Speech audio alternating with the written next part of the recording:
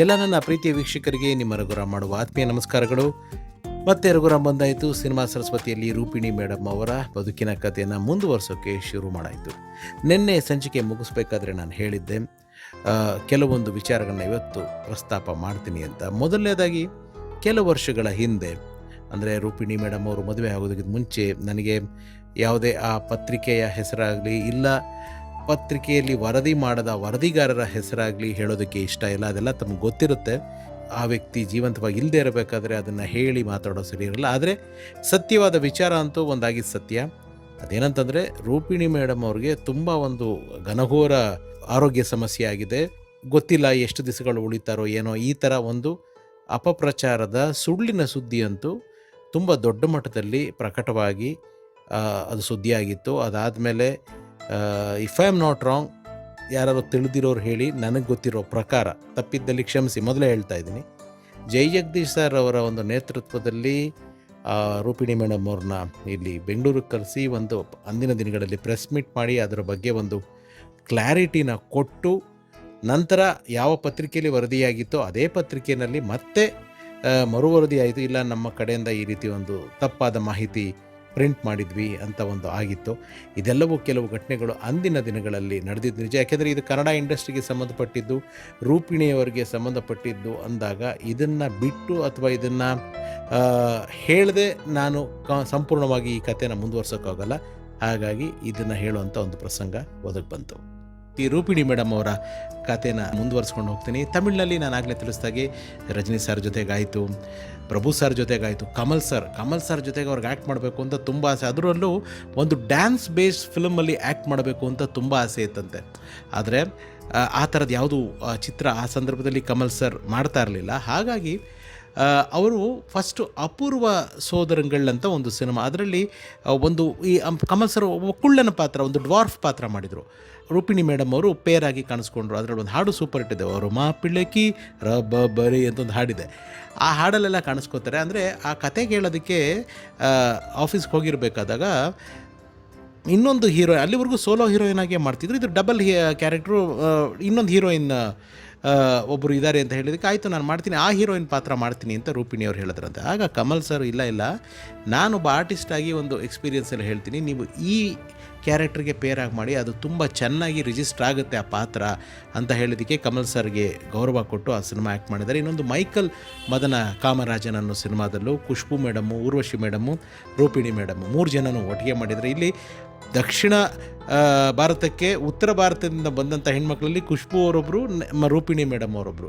ರೂಪಿಣಿ madam ಅವ್ರು ಯಾವಾಗಲೂ ಹೇಳ್ತಿರ್ತಾರೆ, ಸಿನಿಮಾ ಅನ್ನೋದು ಕಲರ್ಫುಲ್ ಪ್ರಪಂಚ, ನಾನು ಬ್ಲ್ಯಾಕ್ ಆ್ಯಂಡ್ ವೈಟ್ ಪ್ರಪಂಚ ನೋಡಿದ್ದೆ. ಅಂದರೆ ತಂದೆ ಲಾಯರು, ಅಮ್ಮ ಡಾಕ್ಟ್ರು, ಆ ಬ್ಲ್ಯಾಕ್ ಆ್ಯಂಡ್ ವೈಟ್ ಕೋಟ್ ಅಲ್ವಾ. ಸೊ ನಾನು ಈ ಬ್ಲ್ಯಾಕ್ ಆ್ಯಂಡ್ ವೈಟ್ ಪ್ರಪಂಚದಲ್ಲಿದ್ದವ್ರಿಗೆ ಸಿನಿಮಾ ತುಂಬ ಕಲರ್ಫುಲ್ ಪ್ರಪಂಚ ಅನ್ನಿಸ್ತು ಅಂತ ಹೇಳ್ತಾರೆ. ಸೊ ಹೀಗೆ ಮಲಯಾಳಮಲ್ಲಿ ನಟಿಸ್ತಾರೆ, ಬಾಲಯ್ಯನ ಜೊತೆ ನಟಿಸ್ತಾರೆ, ವೆಂಕಟೇಶ್ ಸರ್ ಜೊತೆಗೆ ನಟಿಸ್ತಾರೆ, ಕನ್ನಡಕ್ಕೆ ಬರ್ತಾರೆ. ಅದು ನಮ್ಮ ದಾದಾ ಜೊತೆ ಒಲವಿನ ಆಸರೆ ಸಿನಿಮಾ ಮೂಲಕ ನಮ್ಮ ಕೆ ವಿ ಜಯರಾಮ್ ಸರ್ ಅವರ ಡೈರೆಕ್ಟರ್ ಆ ಸಿನಿಮಾಗೆ. ಅದರಲ್ಲಿ ರೂಪಿಣಿಯವರು ಮಾಡ್ತಾರೆ. ವಿಷ್ಣು ಸರ್ ಜೊತೆಗೆ ನನಗೆ ತಿಳಿದಿರೋ ಹಾಗೆ ಒಲವಿನ ಆಸರೆ, ದೇವ, ಆಮೇಲೆ ರವಿ ವರ್ಮಾ ಸಿನಿಮಾದಲ್ಲಿ ಒಂದು ಪಾತ್ರ ಮಾಡಿದ್ದಾರೆ. ಆಮೇಲೆ ನೀನು ನಕ್ಕರೆ ಹಾಲು ಸಕ್ಕರೆ, ಕನ್ನಡದಲ್ಲಿ ಲೇಟೆಸ್ಟಾಗಿ ಕಾಣಿಸ್ಕೊಂಡಂಥ ಸಿನಿಮಾ ನಮ್ಮ ಭಾರ್ಗವ ಸರ್ ನಿರ್ದೇಶನದ ರಾಜಾದಿರಾಜ ಸಿನಿಮಾ. ಒಂದು 4ರಿಂದ 5 ಸಿನಿಮಾ ವಿಷ್ಣು ಸರ್ ಜೊತೆ ಮಾಡಿದ್ದಾರೆ. ಸಪ್ತಪದಿ ಅಂಬರೀಷ್ ಅಣ್ಣನ ಜೊತೆ ಮಾಡಿದ್ದಾರೆ. ನಮ್ಮ crazy star doctor V Ravichandran ಅವ್ರ ಜೊತೆ ನಮ್ಮ ಈಶ್ವರಿ ಸಂಸ್ಥೆಯ ಗೋಪಿಕೃಷ್ಣ ಸಿನಿಮಾದಲ್ಲಿ ತುಂಬ ಒಳ್ಳೆಯ ಪಾತ್ರದಲ್ಲಿ ಕಾಣಿಸ್ಕೊಂಡಿದ್ದಾರೆ. ಅಂಬರೀಷ್ ಅಣ್ಣನ ಜೊತೆ ಮತ್ತು ಮಲ್ಲಿಗೆ ಹೂವೆ ಸಿನಿಮಾದಲ್ಲಿ ಒಂದು ಸೂಪರ್ ಹಿಟ್ ಹಾಡಿದೆ, ಅಂದವೋ ಅಂದವೋ ಕನ್ನಡ ನಾಡು, ಅದರಲ್ಲಿ ಒಂದು ಕ್ಯಾಮಿಯೋ ಕ್ಯಾರೆಕ್ಟರ್ ಮಾಡಿದ್ದಾರೆ. ಈ ಎಲ್ಲರ ಜೊತೆ ಅನುಭವಗಳು ಹೇಳ್ತಾ ವಿಷ್ಣು ಸರ್ ಬಗ್ಗೆ ಅವ್ರಿಗೆ ಎಷ್ಟು ಒಂದು ಅಭಿಮಾನ, ಒಂದು ಪ್ರೀತಿ ಇದೆ ಅಂತಂದರೆ, ವಿಷ್ಣು ಸರ್ ಯಾವಾಗಲೂ ನನ್ನ 2 ಹೆಣ್ಮಕ್ಳು ಚಂದನ ಅವರು, ಕೀರ್ತಿ ಅವರು ಹೇಗೋ ನೀವು ಹಾಗೆ ಅಂತ ಹೇಳ್ತಿದ್ರಂತೆ. ಭಾರತಿ ಮೇಡಮ್ ಅವರು ಇವ್ರು ಬೆಂಗಳೂರಿಗೆ ಬಂದಾಗ ಅವ್ರ ಮನೆಯಿಂದ ಉಪ್ಪಿಟ್ಟು, ಬಿಸಿಬೇಳೆಬಾತು, ಈ ರೀತಿ ನಮ್ಮ ಎಲ್ಲ ಊಟ ತಿಂಡಿಗಳನ್ನ ಮನೆಯಿಂದ ಮಾಡಿ ಭಾರತೀಯಮ್ಮ ಕಳಿಸ್ಕೊಡೋರಂತೆ. ಸ್ವಂತ ಮಗಳ ಥರ ನೋಡ್ಕೊಂಡಿದ್ದಾರೆ ವಿಷ್ಣು ಸಾರು ಭಾರತೀಯಮ್ಮ ಅಂತ ಹೇಳ್ತಾರೆ. ಇದ್ರ ಮಧ್ಯದಲ್ಲಿ ಅವರು ಪ್ರೊಫೆಷ್ನಲಿ ಈ ಭಾಷೆಗಳೆಲ್ಲ ಅವ್ರು ಮುಂಬೈನವ್ರು ಆಗಿದ್ರು, ತೆಲುಗು, ತಮಿಳು ಇದನ್ನೆಲ್ಲ ಯಾವಾಗಲೂ ಒಬ್ಬ ಅಸಿಸ್ಟೆಂಟ್ ಡೈರೆಕ್ಟರ್ನ 9 to 6 ಕಾಲ್ ಶೀಟ್ ಶೂಟಿಂಗ್ ಇದ್ದರೆ 6 ಗಂಟೆಗೆ ಶೂಟಿಂಗ್ ಮುಗಿದ್ಮೇಲೆ ಸ್ನಾನ ಮಾಡಿ ಫ್ರೆಶ್ ಆಗಿ ನಾಳೆ ಸೀನ್ಗಳೇನು ಅಂತ ಅಸಿಸ್ಟೆಂಟ್ ಡೈರೆಕ್ಟರ್ ಹತ್ರ ಕೇಳಿಕೊಂಡು ಅದರ ಎಕ್ಸ್ಪ್ರೆಷನ್ಗಳು ಯಾವ ಥರ ಇರಬೇಕು ಅನ್ನೋದನ್ನು ತಿಳ್ಕೊಂಡು ಕಾಸ್ಟ್ಯೂಮ್ನ ಟ್ರಯಲ್ ಮಾಡಿ ಮಲಗಿ ಬೆಳಗ್ಗೆ ಎದ್ದು ಶೂಟಿಂಗಿಗೆ ಅಷ್ಟು ಸಿಸ್ಟಮಾಗಿ ಹೋಗೋರಂತೆ. ಇಷ್ಟಕ್ಕೆ ಎಲ್ಲ ನನ್ನ ನಿರ್ದೇಶಕರು, ನಾನು ಅಭಿನಯಿಸಿದ ಕಲಾವಿದರು ಕಾರಣ. ಅದರಲ್ಲೂ ವಿಷ್ಣು ಸರ್ ತುಂಬ ನನಗೆ ಇನ್ಫ್ಲುಯೆನ್ಸ್ ಬೀರಿದ್ದಾರೆ. ಯಾಕೆಂದರೆ 9 ಗಂಟೆ ಅಂದರೆ ವಿತ್ ಮೇಕಪ್ ಶಾರ್ಪ್ 8:50 ಇರೋರು ವಿಷ್ಣು ಸಾರು. ಆ ಥರ ಒಬ್ಬ ಕಮಿಟ್ಮೆಂಟ್ ಇರೋ ಸೂಪರ್ ಸ್ಟಾರ್ನ ನಾನು ನೋಡಿರೋದು ತುಂಬ ಕಡಿಮೆ, ಇಲ್ಲ ಅಂತಲ್ಲ ತುಂಬ ಕಡಿಮೆ ಅಂತ ಹೇಳ್ತಾರೆ. ಯಾವುದೋ ಒಂದು ಚಿತ್ರದ ಚಿತ್ರೀಕರಣಕ್ಕೆ ಬಂದಿರಬೇಕಾದ್ರೆ ಅವ್ರ ತಾಯಿಗೆ ತುಂಬ ಸೀರಿಯಸ್ ಆಗಿಬಿಟ್ಟಿದ್ದಾರೆ. ಮತ್ತೆ ಹಾಡಿದ್ದಕ್ಕೆ ಹೋಗಿಲ್ಲ ನೋಡಿ, ಒಂದೊಂದಾಗಿ ಜ್ಞಾಪಕ ಬರೋದು ಸಿನಿಮಾ. ಇನ್ನೊಂದು ಸಿನಿಮಾ ಮತ್ತೆ ಹಾಡಿದ್ದಕ್ಕೆ ಹೋಗಿಲ್ಲ, ವಿಷ್ಣು ಸರ್ ಜೊತೆ ಮಾಡಿರೋದು. ಹೋಗ್ತಿದ್ದಾರೆ, ಬರ್ತಿದ್ದಾರೆ, ಶೂಟಿಂಗ್ ಇದು ಮಾಡ್ತಾರೆ. ಅವ್ರ ಮೇಕಪ್ ಮ್ಯಾನ್ ಮೂಲಕ ವಿಷ್ಣು ಸರ್ಗೆ ಗೊತ್ತಾಗುತ್ತೆ ಅವ್ರ ತಾಯಿಗೆ ಹುಷಾರಿಲ್ಲ, ತುಂಬ ಕ್ರಿಟಿಕಲ್ ಆಗಿದ್ದಾರೆ ಅಂತ. ಗೊತ್ತಾಗಿ ವಿಷ್ಣು ಸರ್ ಭಾರತೀಯಮ್ಮ ಹೋಗಿ ಯಾವ ಹಾಸ್ಪಿಟ್ಲಲ್ಲಿ ಇವರು ಅಡ್ಮಿಟ್ ಮಾಡಿರ್ತಾರೆ ಅಲ್ಲಿಂದ ಅವ್ರನ್ನ ಶಿಫ್ಟ್ ಮಾಡಿ ಇವ್ರಿಗೆ ಗೊತ್ತಿರೋ ಹಾಸ್ಪಿಟ್ಲಲ್ಲಿ ಸೇರಿಸಿ ಭಾರತೀಯಮ್ಮ ಅಂತೂ ಆಲ್ಮೋಸ್ಟ್ ಆಲ್ಟರ್ನೇಟಿವ್ ಡೇಸ್ ಹೋಗಿ ಅವ್ರನ್ನ ವಿಸಿಟ್ ಮಾಡಿ ಅಷ್ಟು ಸೀರಿಯಸ್ ಆಗಿದ್ದಿದ್ದು ಅವ್ರ ಹೆಲ್ತನ್ನು ನಾರ್ಮಲೈಸ್ ಮಾಡಿ ಹುಷಾರು ಮಾಡಿ ಒಂದು 15 ದಿವಸ ಟ್ರೀಟ್ಮೆಂಟ್ ಆದಮೇಲೆ ಮತ್ತೆ ಬಾಂಬೆಗೆ ಹೋಗೋ ಹಾಗೆ ಮಾಡಿದ್ದಾರೆ. ಇದು ವಿಷ್ಣು ದಾದಾ ಮಾಡಿರುವಂಥ ಒಂದು ಸಹಾಯ ಅಂತ ಯಾವಾಗಲೂ ರೂಪಿಣಿ ಮೇಡಮ್ ಅವರು ನೆನೆಸ್ಕೋತಾ ಇರ್ತಾರೆ. ಇನ್ನು ನಮ್ಮ ಈಶ್ವರಿ ಸಂಸ್ಥೆಗೆ ಬಂದ ಕತೆ, ಗೋಪಿಕೃಷ್ಣಗೆ ನಾಯಕಿಯಾಗಿ ಬರ್ತಾರೆ. ಆವಾಗ ತಮಿಳು, ತೆಲುಗು, ಮಲಯಾಳಂ ತುಂಬ ಬ್ಯುಸಿ ಅಂತೆ ರೂಪಿಣಿ ಮೇಡಮ್ ಅವರು. ಆವಾಗ ರವಿ ಸರ್ ಒಂದು ಮಾತಾಡೋದ್ರಂತ, ಆಯಿತು ನೀವೊಂದು ಕೆಲಸ ಮಾಡಿ, ಮಾರ್ನಿಂಗ್ ಕಾಲ್ ಶೀಟ್ಗಳು ನೀವು ಕನ್ನಡ ಯಾವುದಾದಿದೆ ಕೊಡಿ, ನೈಟ್ ನನಗೆ ಕೊಡಿ. ನೀವು ಗೋಪಿಕೃಷ್ಣ ನೋಡಿದ್ರೆ ಸಾಕಷ್ಟು ಔಟ್ಡೋರ್ ದೃಶ್ಯಗಳು ನೈಟ್ ಎಫೆಕ್ಟಲ್ಲೇ ಮಾಡಿದ್ದಾರೆ. ರವಿ ಸರು ನಿದ್ದೆನೇ ಮಾಡ್ತಾ ಇರಲಿಲ್ವಂತೆ. ಬೆಳಗ್ಗೆ ಎಲ್ಲ ಬೇರೆ ಪೋರ್ಷನ್ಸ್ ಮಾಡಿ ರಾತ್ರಿ ರೂಪಿಣಿ ಮೇಡಮ್ ಅವರ ಪೋರ್ಷನ್ಸ್ನ ಶೂಟ್ ಮಾಡ್ತಾ ಇದ್ರಂತೆ. ಇವರು ಒಂದು ಸತಿ ಕೇಳಿದ್ರಂತೆ, ಏನು ಸರ್ ನಿಮಗೆ ನಿದ್ದೆನೇ ಬರಲ್ವಾ? ನನಗೆ ಆಕಳಿಕೆ ಬರ್ತಿದೆ, ಇಡೀ ಟೀಮ್ ಎನರ್ಜಿಯಿಂದ ಚಾರ್ಜ್ ಆಗಿದೆ, ನಾನು ಇಲ್ಲಿ ಆಕಳಿಸ್ಬಿಟ್ರೆ ಅವರೆಲ್ಲ ತೂಕಳಿಸ್ಬಿಡ್ತಾರೆ. ಸೊ ಹಾಗಾಗಿ ನಾನು ನನ್ನ ಆಕಳಿಕೆನ ತೋರಿಸ್ಕೋತಾನೆ ಇಲ್ಲ. ಅಂದರೆ ಅಷ್ಟು ಡೇ ಆ್ಯಂಡ್ ನೈಟ್ ಕಷ್ಟಪಟ್ಬಿಟ್ಟು ಮಾಡಿದಂಥ ಸಿನಿಮಾ, ಅಷ್ಟು ಶ್ರಮಜೀವಿ ಕ್ರೆಡಿಟ್ಸ್ ಡಾಕ್ಟರ್ ವಿ ರವಿಚಂದ್ರನ್ ಅನ್ನೋದನ್ನು ಕೂಡ ರೂಪಿಣಿ ಮೇಡಮ್ ಅವರು ನೆನೀತಾರೆ. ಇಷ್ಟೆಲ್ಲ ಆಗುತ್ತೆ, ಇಷ್ಟೆಲ್ಲ ಆಗ್ತಿರ್ಬೇಕಾದ್ರೆ 93, 94 ಟೈಮ್ ಅಂತ ಕಾಣುತ್ತೆ.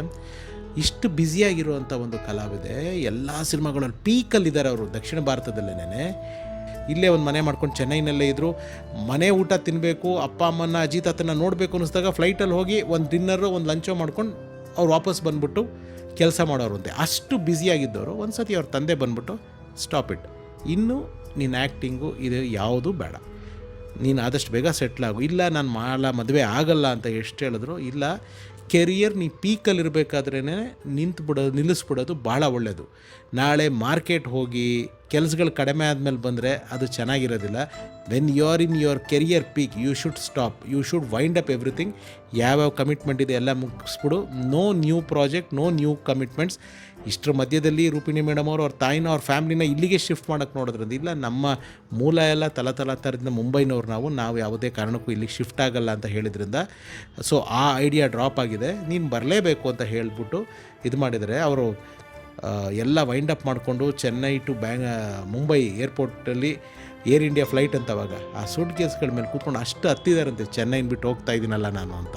ಯಾಕಂದರೆ ಆವಾಗಿನ ಅವ್ರ ಏಜು, ಸಿನಿಮಾ ಕೈಗಳಲ್ಲಿತ್ತು, ಹಣ ಸಂಪಾದನೆ ಆಗ್ತಾಯಿತ್ತು, ಫೇಮು ನೇಮು ಎಲ್ಲ ಬಿಟ್ಬಿಟ್ಟು ಹೋಗಬೇಕಲ್ಲ.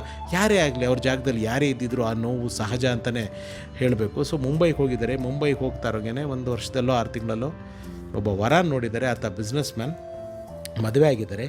ಅವರ ಗಂಡನ ಫೋಟೋನ ಸಾಕಷ್ಟು ಹುಡುಕ್ದೆ ನಾನು, ನನಗೆ ಸಿಕ್ಕಲಿಲ್ಲ. ಅವರ ಗಂಡನ ಹೆಸರು ಬಂದ್ಬಿಟ್ಟು ಮೋಹನ್ ಕುಮಾರ್ ಅಂತ. ಮದುವೆ ಆಗಿ ಎಲ್ಲ ಜವಾಬ್ದಾರಿಗಳನ್ನ ರೂಪಿಣಿ ಮೇಡಮ್ ಒಂದು ಗೃಹಿಣಿಯಾಗಿ ಏನೇನು ತೊಗೋಬೇಕು ಅದನ್ನು ತೊಗೊಂಡು ಸುಖವಾಗಿ ಸಂತೋಷವಾಗಿ ಮತ್ತೆ ಇದು ಯಾವುದೂ ಕಡೆ ಅಟ್ರ್ಯಾಕ್ಟ್ ಆಗದೆ ಕೆಲಸಗಳು ಮಾಡ್ಕೊಂಡಿದ್ದಾರೆ. ಒಂದು ಹಾಸ್ಪಿಟ್ಲು ಮಾಡಿದ್ದಾರೆ. ಅಲ್ಲಿ ಅವ್ರ ತಾಯಿ ಡಾಕ್ಟರ್ ಒಂದು ಹಾಸ್ಪಿಟ್ಲು ಮಾಡಿ ಅಲ್ಲಿ ಸ್ವಲ್ಪ ದಿವಸಗಳ ಕಾಲ CCU ಕಾರ್ಡಿಯಾಕ್ ಕೇರ್ ಯೂನಿಟಲ್ಲೂ ಕೂಡ ರೂಪಿಣಿ ಮೇಡಮ್ ಅವ್ರು ಕೆಲಸ ಮಾಡಿದ್ದಾರೆ. ಆ್ಯಂಡ್ ತುಂಬ ಸೋಷಲ್ ಕೆಲಸಗಳನ್ನ ಮಾಡಿದ್ದಾರೆ. ಸಾಕಷ್ಟು ಜನ ಬಡಬಗ್ರಿಗೆ ಸಹಾಯ ಮಾಡಿದ್ದಾರೆ. ಅವ್ರ ಒಬ್ಬರು ಹೆಣ್ಮಗಳಿದ್ದಾರೆ. ಆ ಹೆಣ್ಮಗಳ ಹೆಸರು Rayana, if I am not wrong. ಅವರ ಮಗಳ ಹೆಸರು ರಯಾನಾ. ಅವ್ರ ಗಂಡಂದು ಯಾವುದೂ ಫೋಟೋ ಇಲ್ಲ. ಅವ್ರ ಮಗಳದು ಭಾಳ ಚಿಕ್ಕ ವಯಸ್ಸಿನ ಫೋಟೋಗಳಿದೆ. ಈಗ ಅವ್ರು ಬಹುಶಃ ಕಾಲೇಜಿಂಗ್ ಮಾಡ್ತಾ ಇದ್ದಾರೋ, ಮಾಸ್ಟರ್ಸ್ ಮಾಡ್ತಾ ಇರ್ತಾರೋ, ಇಲ್ಲ ಅದನ್ನು ಮುಗಿಸಿ ಎಲ್ಲ ಜಾಬಲ್ಲಿ ಇರ್ತಾರೋ ಗೊತ್ತಿಲ್ಲ. ಇತ್ತೀಚಿನ ಫೋಟೋ ನನಗೆ ಸಿಕ್ಕಿಲ್ಲ.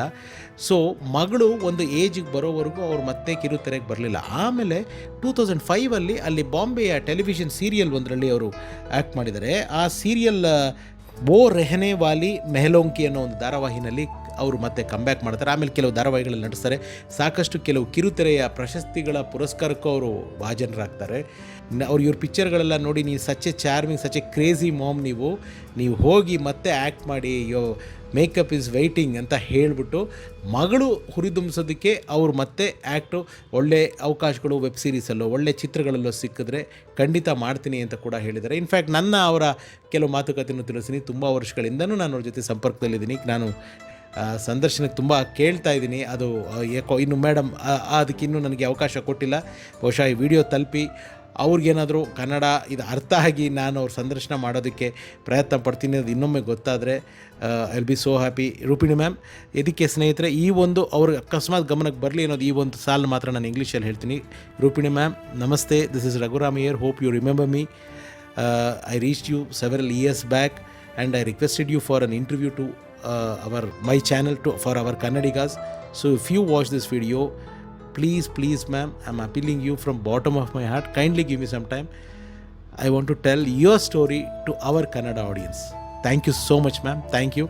ಸೊ ಸ್ನೇಹಿತರೆ, ಇದು ರೂಪಿಣಿ ಮೇಡಮ್ ಅವರ ಬದುಕಿನ ಕತೆ. ನಾನು ಒಂದಿಷ್ಟು ಕಲೆ ಹಾಕಿದ್ದು ನಿಮಗೆ ತಿಳಿಸ್ಬೇಕು ಅಂತ. ಅವ್ರು ಒಪ್ಪಿ ಸಂದರ್ಶನಕ್ಕೆ ಸಮಯ ಕೊಟ್ಟರೆ ಖಂಡಿತವಾಗ್ಲೂ ನಾನು ಅವ್ರ ಸಂದರ್ಶನ ಮಾಡ್ತೀನಿ ಅಂತ ಹೇಳ್ತಾ, ಇದು ಸಿನಿಮಾ ಸರಸ್ವತಿ ಬೆಳ್ಳಿ ಪರದೆಯ ಸತ್ಯ ಕತೆಗಳ ಪ್ರಸ್ತುತಿ. ನಾನು ನಿಮ್ಮ ರಘುರಾಮ್. ಸರ್ವೇ ಜನ ಸುಖಿರಬಹುದು. Love you all. ನಮಸ್ಕಾರ.